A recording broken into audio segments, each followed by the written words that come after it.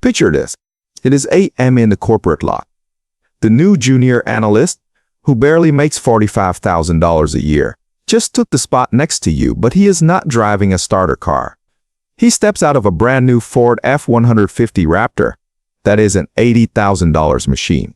You look at that gleaming beast, then at your sensible sedan, and ask, is this kid selling drugs or am I failing? Here's the brutal truth. That truck is not success. It is financial ruin. He is likely eating cereal for dinner just to keep it. I spend my time pulling apart everyday money decisions the way an investigator pulls apart evidence. If you've ever wondered why people who appear financially ahead still feel permanently stuck, hit subscribe, because once you see the math, you can never unsee it. From a distance, the economy looks booming. The corporate park is overflowing with fresh leather seats and panoramic sunroofs. If you judge financial health solely by what your coworkers drive, you would assume everyone got a $20,000 bonus this year. But that surface story collapses the moment you stop looking at the chrome and start looking at the contract, because the people signing these papers are not secret millionaires. In many cases, they are average earners carrying luxury tier obligations. They earn $65,000 a year, yet they drive like they earn $200,000. The gap between those two numbers is where the damage starts. So the real question isn't why someone would want a nicer car. That part is easy. The question is, why do so many rational people accept a financial commitment that quietly suffocates their future options long before they feel any pain? I do not analyze money through motivation. I analyze it through sequences. When you lay the numbers out in order, patterns emerge that are invisible when you only look at a monthly payment. If you want to see the math that dealers hide, this is the right moment to subscribe. Because understanding this pattern early changes how you interpret every large purchase that comes after. Now step back and look at what we have normalized. The average new car payment has climbed into territory that would have sounded insane just a decade ago. $700 a month is now treated as reasonable. Want a truck or an SUV? You are staring at $900. Push into the upper trims, and payments over $1,200 are no longer rare outliers. They are routine approvals in many parts of the country. That $1,200 figure rivals or exceeds rent. Yet one of these expenses puts a roof over your head. The other begins rotting in value the moment you sign the paperwork. And these are not short flings. 6-year and 7-year contracts are now standard. That means millions of people are locking in obligations that will outlast their current job cycles, economic shifts, and personal circumstances. This isn't just a collection of bad choices. It is a new baseline. But to understand why this has become so easy to accept, you have to look closely at the trap hidden inside the payment itself. This is where the math gets violent. A large car payment is not just a line item on a spreadsheet. It is a lay-in on your future freedom. Once you sign that contract, a massive portion of every paycheck for the next 84 months is already spent before it hits your direct deposit. Think about that timeline, 7 years. That creates an exposure window that overlaps with potential layoffs, medical emergencies, or your company deciding to restructure your department. When 30% of your cash flow is locked away that far into the future, your ability to weather a storm quietly disappears. Now look at the numbers we have accepted as normal. The average new car payment is roughly $700 per month. That is the midpoint. Move into the trucks that dominate the corporate lot, and $900 is common. Push into the upper tier. The executive package, trims, and payments exceeding $1,200 are being approved every single day. On their own, those monthly numbers look survivable. But the problem appears when you multiply them across time. 6-year and 7-year loans are now standard. Do the math. A $700 payment over 7 years exceeds $58,000. At $900, you pass $75,000. And at the $1,200 tier, you are approaching $100,000. $100,000 before you pay for a single gallon of gas, insurance, premium, or oil change. You are paying 6 figures for a machine that will be worth a fraction of that when you are finally done. And here is the critical question most people never stop to ask. Did your income rise at the same pace? For the majority of households, it did not. Wage moved slowly while costs accelerated. The obligation expanded while your earning power stayed largely flat. So how are these contracts still being signed? How does a rational person agree to pay $100,000 for a depreciating asset without vomiting? Because the dealership is not selling you a total cost, they are selling you a monthly illusion. And to understand how they manipulate that number, you have to stop looking at the payment and start examining the gears of the loan itself. The explanation for this financial disaster does not sit in one simple trick. It sits in a layered set of mechanics that work together to make the impossible feel reasonable. To understand it, you have to stop looking at the car and start examining how the loan itself is engineered. The first mechanism sits in plain sight, which is exactly why it is rarely questioned. The old standard for car loans is effectively dead. 3-year and 4-year terms used to be the norm. Today, dealers treat those terms as unrealistic. 6-year and 7-year loans are the new standard. 8-year terms are no longer shocking. In some cases, 10-year loans are quietly offered to people desperate to drive a badge they cannot afford. On paper, this looks harmless. You stretch the loan, and the monthly payment drops. A vehicle that feels unaffordable at 48 months suddenly feels manageable at 84 months. But nothing disappears. The cost is simply redistributed across time, and time is where the damage compounds. Consider this context. An 84-month loan is longer than the average duration of a marriage in the United States. You will likely fall out of love with your spouse before you finish paying for that truck.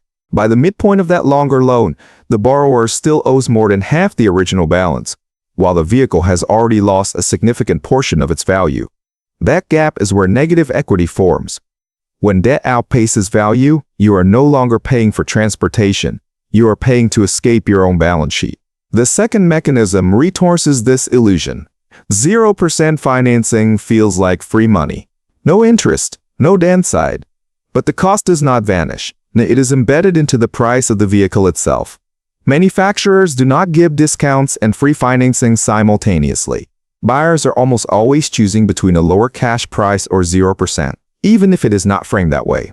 The irony is that the people who qualify for 0% financing are the least dependent on it. Meanwhile, buyers who need relief the most are steered toward longer terms and higher rates, masked by manageable monthly payments. The headline reads 0%, but the spam mode tells a different story. The third mechanism locks the cycle in place. This is the most dangerous gear in the machine. After 3 or 4 years, the borrower wants something newer. Technology changed, lights shifted. The vehicle feels outdated, but the loan balance remains. The car is worth $25,000, but the payoff amount is $32,000. In a sane world, you would keep driving until the loan is clear. But in the dealership world, they offer a solution. They roll the difference into the next loan. The $7,000 of negative equity gets added to the price of the new car. Now, debt follows the driver, not the car. Each trade-in resets the clock, the term stretches again, the payment stays roughly the same. But the total obligation grows quietly in the background. What looks like continuity is actually accumulation. This is the hamster wheel. It is motion without progress. From the perspective of the dealer, this is ideal. A customer who never clears negative equity is a customer who never exits the cycle. They return every few years loyal, not to a brand, but to a structure that keeps them dependent. These mechanics do not rely on deception. They rely on cooperation. And that cooperation comes from how we are trained to build our identities around what we drive. None of these mechanics would work if we experienced them as extreme. They work because they have been normalized. Think about how spending is judged. If you told your coworkers you spent $1,200 last month on Starbucks and designer shoes, they would stage an intervention. It would look reckless. But tell them you sign a lease for $1,200 a month. They nod and say, "Good for you. You need reliable transportation." That phrase is a shield. It sounds practical, neutral, almost defensive, but it quietly shuts down scrutiny. Once a purchase is framed as a reliability, the conversation stops being about cost and starts being about character. You are not overspending. You are adulting. You are being responsible from there.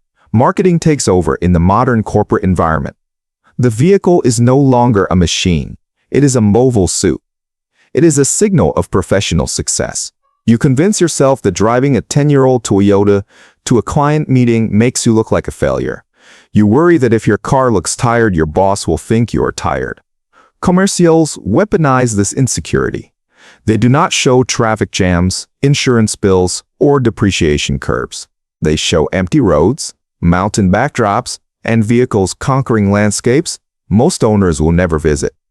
The live reality is parking lots and commute mileage, but the payment is justified by the fantasy, not the use. That is how a $900 monthly obligation becomes an act of self-investment. And once you are convinced you deserve the payment to maintain your professional image, you will rearrange your entire financial life to keep it alive. Once the payment is justified, the question shifts from should this obligation exist to how do we make it work? That is where the contortions begin. Life quietly reorganizes itself around the car payment. Housing is adjusted downward. Maybe you stay in a smaller apartment longer than planned. Maybe you take on a roommate. You stop going to lunch with the team and start brown bagging sandwiches. This is the classic definition of robbing Peter to pay Paul. But in this case, Peter is your future security, and Paul is a depreciating piece of metal over time. The payment starts consuming a dangerous share of take-home pay. 25% is no longer shocking. 30% gets normalized. The margin that used to handle surprises disappears. When the math tightens further, time is the next lever pulled. Second jobs appear. Side gigs are justified as flexibility, but they are structured around feeding the same monthly bill. You see people driving Uber in the very truck that is creating the pressure-burning gas to service the debt on the vehicle they are driving. The asset turns into a tool to service its own interest. Eventually, long-term buffers are tapped, loans are taken against 401k accounts meant for decades from now. The future is quietly collateralized to protect the present arrangement. When that is not enough, larger tools come out. This is the most dangerous flip of all. People use home equity lines of credit not to build wealth, but to stabilize a car purchase. Think about the insanity of that trade. You are weakening the one asset that should compound in value, your home. Do you support an asset that is guaranteed to lose value every single day? You are literally stripping equity from your house to pay for rust. This pattern scales quickly in households with more than one car. 2 incomes often mean 2 payments, sometimes 3. Dad has the truck. Mom has the SUV. The teenager has a crossover. Each one feels justified on its own, but together they rival or exceed housing costs. At that point, the household is not just managing transportation. It is operating a small business that loses money every day it stays open. And still, there is a strange sense of progress. One loan gets paid off, and relief hits a small celebration. But within months, another obligation replaces it. The total exposure does not shrink, it shifts. The juggling feels active, even productive, while the underlying burden grows. That is, the trap motion creates the illusion of control. But even if you remove emotion, identity, and justification entirely, the numbers themselves tell the same horror story. And that is where this really breaks down. Up to this point, most conversations stop at the monthly payment. That is the visible number. Everything else is treated as background noise. But ownership does not happen in a vacuum. It arrives in layers, and each layer adds pressure until the math breaks. Insurance is the first layer. Newer vehicles demand higher coverage limits. For a modern truck or SUV, $200 a month is now the floor. In multi-vehicle households, $500 is not unusual. Over a year, that is $6,000 spent before the car moves an inch. Then comes maintenance. I'm not talking about oil changes. I'm talking about the real hits. Brakes on a heavy truck can cost $800 to $1,200. Large tires disappear faster than expected. A transmission repair can run $5,000. An engine issue crosses into 5 figures. These are not rare events over a 7-year ownership window. They are predictable milestones. And without an emergency fund, those costs do not get absorbed. They get financed credit cards. Step in at 20% interest, and the hole gets deeper. Fuel adds another layer. Large vehicles burn cash. 15 miles per gallon turns into hundreds of dollars per month in commuting costs. $400 a month becomes routine. Over the years, the fuel bill alone rivals the price of the vehicle itself. Now, Let us put the full picture together in a kill shot scenario. Take a truck priced at $55,000, financed over 7 years at a moderate rate. The monthly payment lands around $800. Over the life of the loan, that is roughly $67,000 paid to the bank. Add insurance at $250 per month. That is another $21,000. Fuel at $350 per month adds nearly $30,000. More conservative maintenance and repairs over 7 years reach $15,000. All in the total cost of ownership crosses $130,000. And at the end of that timeline, what do you have? The asset itself is worth maybe $15,000. You spent $130,000 to own $15,000. That gap is not a rounding error. It is wealth destruction disguised as convenience. It is a long, slow burn with heated seats and cup holders.